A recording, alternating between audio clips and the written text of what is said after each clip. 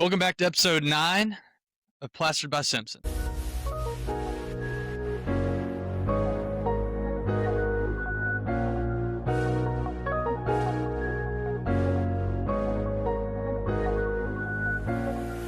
right, today we're going to talk about something we get called about more often than anything else, which is I have stucco on my house or building, or is it EIFS, or is it drive it, or what is it on my structure? Right? We get that call all the time in the office. Mm-hmm. And so we're going to talk a little bit about today about the difference in stucco and EIFS and kind of the way to tell them apart. We'll try to be relatively brief with it in high level, but just kind of like a little helpful way of figuring it out.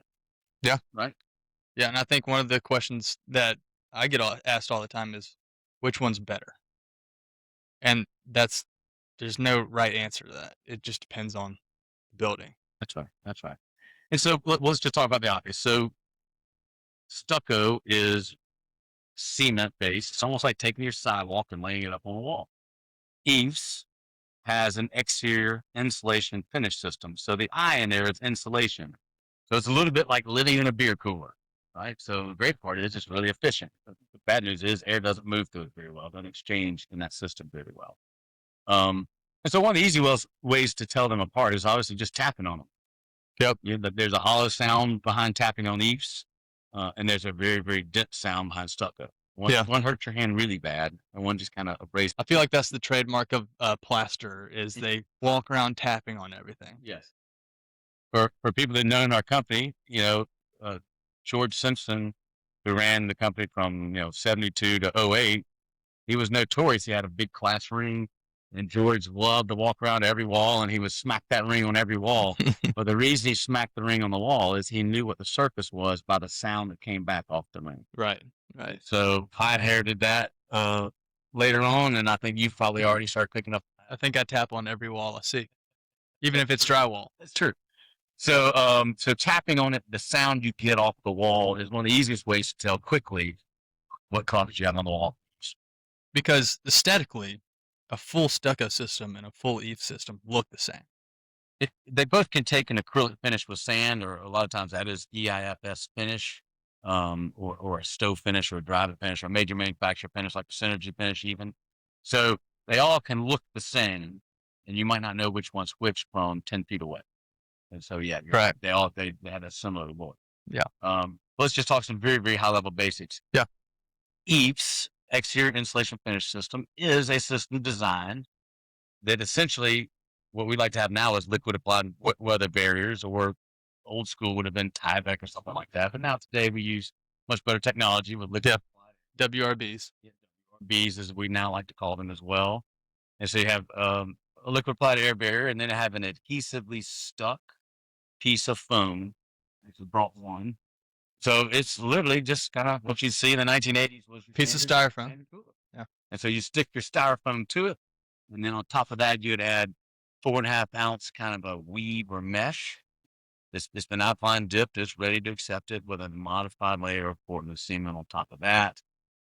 And once you have that, what we call base coat, that mesh and cement layer on top of the foam, once you have that base coat down, then you can accept a lot of different finishes on acrylic and sand and elastomeric. Okay.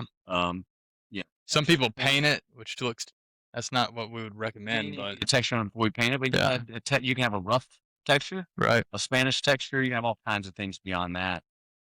Everyone loves a smooth texture, right? Everybody wants, I just want perfectly smooth. Right. There's some real drawbacks to a real smooth finish. And I will say, if you want the smooth texture, you would rather have an EIFS system rather than a stucco system, because it's going to be a little bit flatter on the finished look. Absolutely. And a smooth, super smooth texture system, which means really the sand is just really fine sand. Right. That's making your texture difference.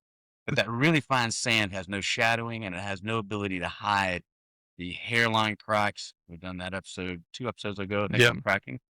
Hairline cracks are natural, but that finish cannot hide any of them. Right. Whereas a bigger sand molecule, although you really can't tell with the naked eye, has just kind of micro shadowing that hides the little bitty imperfections that come in a system that hides them really well. Yeah. You're talking about the sand aggregate They kind of they go from smooth to medium to large format aggregate. That's right. Kind of most of these manufacturers have different words for it, but it's kind of a 1.0 would be like your smoothest aggregate, smallest form in the finish coat to a 3 or is it 2? What's the Well, your biggest? smallest one's not 1.0. There are some milled finishes and almost like they really have fine stuff in it.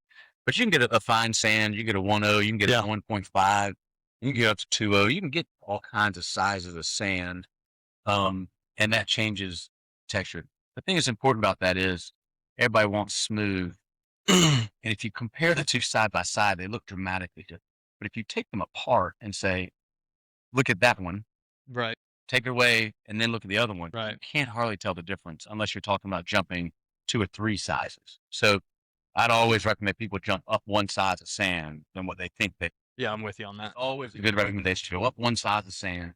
It will hide so many more naturally occurring issues within stucco or even in EIFS. It hides a lot of the waviness that would come with it. Yeah. Plus, again, we're talking about hand applied products. When we talk about hand applied products, every trial stroke creates some kind of movement in the wall. Yeah. And so you can't hide movement. Our tolerance, as ASTM would say, is 1/4 inch and 10 feet. Yep. Well, you can do the old trick. You put a flashlight behind your finger and it'll go forever. I think there's an old guy named Fred Woolard out of Montgomery used to do that. And George used to talk about it all the time. He'd take his finger, he'd put it on the table and put a flashlight behind it. And then the shadow of his finger Yeah. really long. Yeah. He'd say, look what happened to my finger with the lighting. And that happens naturally with the sunlight coming down too. It'll hit the waviness on that wall certain times of day and it'll shadow, Oh, yeah. even though that wall is all within tolerance and done correctly. And that's called critical light. Critical light hitting the wall. Yeah. That's right. And so again, some of that comes back to the quality of the application. Yep. And so we like to think that we do a quality job and we have less of that. But even no matter what happens on the job, there are certain times where critical light hits it, Right. that it happens. And or one of the other issues you can see is people love in these fancy houses and fancy buildings, uplighting. Right. Slap the light on the side of the wall, have it light straight up the wall. And so they basically are washing that wall with critical light. And then they're like, "It waves so Right, much." right. Yeah, So critical light. it can be, it can be intolerant to still have waveless too. So that's your EIFS system. Exterior is insulation with foam stuck to a layer of cement and mesh, what we call base coat and finish. Seal. Yep. Got a great system, and it is really your backbone. So now stucco, there are a couple of variations of this now, especially with rain screens coming on in different pieces. But your traditional stucco system, liquid applied air barrier, and then you would have grade deep paper, Mhm. and you'd have lath. You would then have your trim and accessories. Again, you need to be 7/8 inch thick in a traditional system, 3-coat system. That'd be your ASTM. Yeah. Tell you that. Yep. And so then you have a scratch coat, brown coat. Typically, you float your brown out, and then you can apply any kind of finish you want to stucco. You can have natural finishes. You can have acrylic finishes, the same ones we use with EIFS and Drive It. You use those exact same finishes. Yeah. So it can look like anything. Stucco is an incredibly diverse product. We used to kid around here all the time. That's been around since Pompeii. Right. So it has Right. a large history. It has some natural drawbacks. It's a very hard product. So it does have natural hairline cracking that occurs. Right. Um, it doesn't work that well in buildings that move a lot. You got a lot of vibration. Wood framing. With framing where you Yeah. have shrink coming in, it's never good with shrinkage. Yeah. It's just not a great product for that. EIFS absorbs micro movement, a little bit of shrinkage, that kind of stuff. It'll absorb more than stucco, Yeah. but it doesn't necessarily absorb a lot of movement either. But stucco absorbs even less. Yeah. And stucco is one of those weird things too, because depending on what region of the country you're standing in, stucco can mean 10 different things in terms of system wise. Yes. The standard system is that whole system you just explained, but if you're in South Florida and you say stucco, someone's just going to assume you're meaning scratch and brown direct applied to block and that's it. Mhm. And then someone else is going to come paint it and it's going to be like that. If you're in Arizona, they're going to assume you're putting it over chicken wire and Tyvek, yeah. Yeah, so it's actually one of the issues that we deal with the ASTM fairly often. How do you handle the regional issues?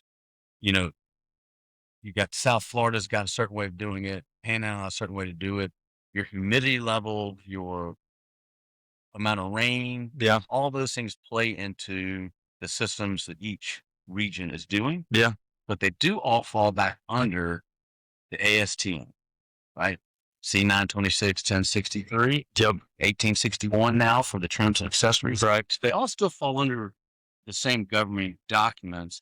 And then they have the codes, right? You still have your local code in every one of those Yep. markets. You also have the manufacturers now.